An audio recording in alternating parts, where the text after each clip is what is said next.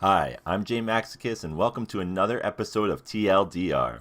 This episode has been a little delayed and I apologize for that, but hope to get back on schedule soon. I also have another announcement to get to concerning the channel, but first let us dive into Return to Dominaria, episode 3.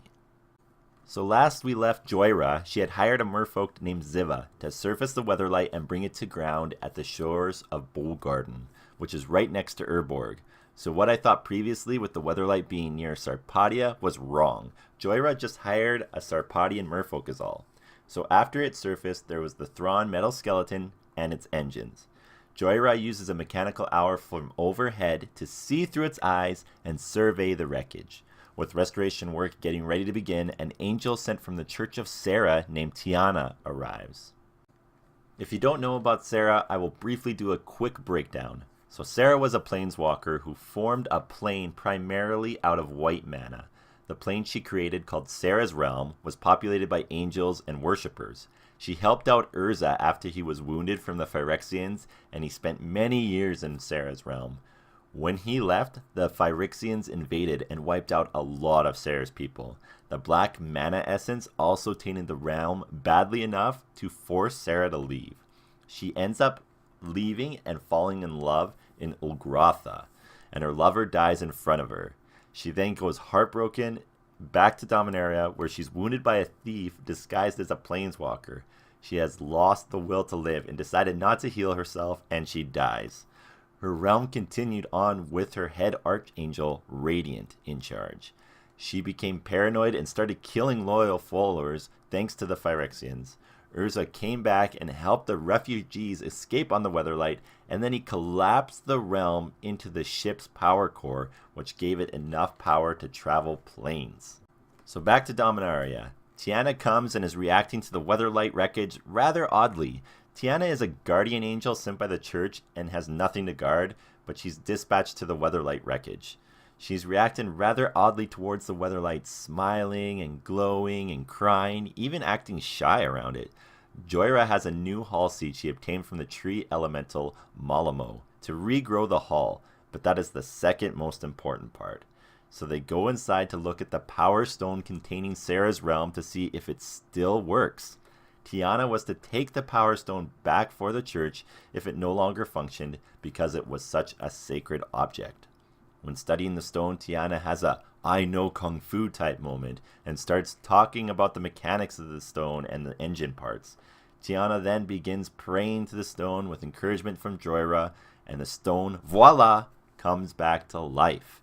Joyra then asks the odd and unsure angel if she would like to be the caretaker of the Weatherlight and its reconstruction workers while she went looking for a crew. Hence we have the card Tiana, Ship's Caretaker. So Joyra sets out on a long journey, which thank goodness is not dragged out over multiple stories like others in the past. She goes to Jamura to look for her first crew member in a city called Sequata. While searching for the person of interest, she hears a commotion and hears of Cabal spies being in the market. Joyra sends her nifty little owl out in the sky and looks at the top of a terrace where she sees a woman standing against men wearing nomad robes. They fight, and the woman is dispatching of the men who are revealed to be Cabal clerics who are using Dimensia magic, but it is not affecting the woman at all. They fling their death magic at her, and it has no effect as well, and the woman has an immunity to magic. Joyra calls out the woman's name named Shauna Sisse and has a small chat with her saying she knew her ancestor, the previous Weatherlight captain named Captain Sisse. After mentioning this, Shanna wanted to know who she was, and she joins the crew. During their exchange, we also get confirmation that Belzen Locke is indeed wanting to rewrite the history of the world, with himself being behind every act of darkness. The pair then set sail to Benally City, where they find Danitha Capuchin, a descendant of Captain Gerard Capuchin. He's the one that cut Urza's head off. So Joyra expects her to join as well, but ultimately Danitha refuses, saying she doesn't want to leave as she is a knight of Benalia and has sworn to protect it. She leaves them, but shortly afterwards a young man comes out and says he is a Capuchin named Raph. He says he is eager to go in his sister's place and join the Weatherlight, as he is a talented mage who had passed all his exam years earlier than most. Joyra is a bit skeptical because of his young age, but he reassures her that even Joda of Tolaria said he was one of the most accomplished students. Joyra says that Joda didn't say that, which he admits to, and they start to leave. But as they leave, he forms an illusion of all of them being in the sky looking at the weatherlight. She admits he isn't that bad of a mage, but he is annoying. He says he won't be annoying anymore and only lied because he really wants to go with them. They think he is too young, but they admit that he has talent and he wouldn't be any more safe staying there while the Cabal were in the surrounding area, so they agree for him to pack and quickly join them on their quest.